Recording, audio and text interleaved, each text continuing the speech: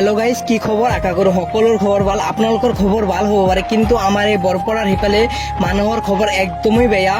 চাৰিওফালে বানপানী, মানুহসকলে ৰাস্তাত আহিবলৈ বাধ্য হৈছে। আপোনালোকে চাবই পাৰিছে চাৰিওফালে কেৱল বানপানী, অৰ্থাৎ এইবিলাক খেতি পথাৰ গোটেইখিনি ডুবি গৈছে। মানুহৰ খেতি বহুতেই নষ্ট হৈছে।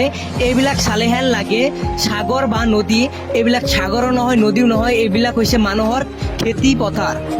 একবাৰ আপোনালোকে ভাবি চাওকচোন, এইসকল মানুহে কিমান কষ্ট কৰি আছে। আপোনালোকে দেখিবলৈ পাইছে মানুহৰ ঘৰত পানী উঠি গৈছে, এনেকুৱা অৱস্থা হৈ গৈছে। অলপ আগত ৰাস্তাতে কালভাৰৰ নিচিনা আছে, সেই কালভাৰটো ভাঙি এনেকুৱা অৱস্থা হৈ গৈছে, মানে দেখাই আছো আপোনালোকক। ইয়াতে আছিল কালভাৰ ভাঙি এনেকুৱা অৱস্থা হৈ গৈছে। সেইসকল মানুহে আহিবলৈ চেষ্টা কৰিছে, কিন্তু আহিব পৰা নাই।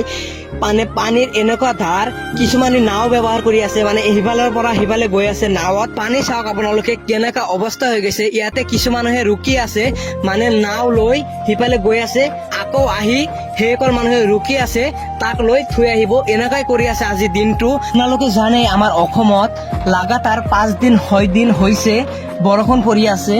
যিসকল মানুহে দিন হাজিৰা কৰি খায়, সেইসকল মানুহৰ কিমান কষ্ট হৈ আছে আপোনালোকে দেখিবলৈ পাইছে। এই ঘৰৰ মানুহৰ কেনেকুৱা অৱস্থা হৈছে, চাৰিওফালে পানীৰ মাজতেই ঘৰ। ইয়াতে বহুত ঘৰ আছে, গোটেইখিনি মানুহৰ একেই অৱস্থা। যেনেকুৱা কৰি পানী বাঢ়ি আছে, আমাৰ ৰাস্তাতে উঠি যাব। এইটো হৈছে আমাৰ মেইন ৰাস্তা। আপোনালোকে যদি ভালকে চাই, মানে পানীৰ পৰা ৰাস্তা অলপ ওখ আছে, বেছি টাইম নালাগে। যেনেকুৱা কৰি পানী বাঢ়ি আছে, ৰাস্তাতে উঠি যাব। কয়াকুছি টু বৰপেটা, এইটো হৈছে মাজত। এইখিনিৰ জাগাৰ নাম হৈছে কেটপাৰা বুলি কয়। ভিডিঅ' মই 20 দিনৰ পৰা ফেচবুকত ভিডিঅ' দিয়া নাই।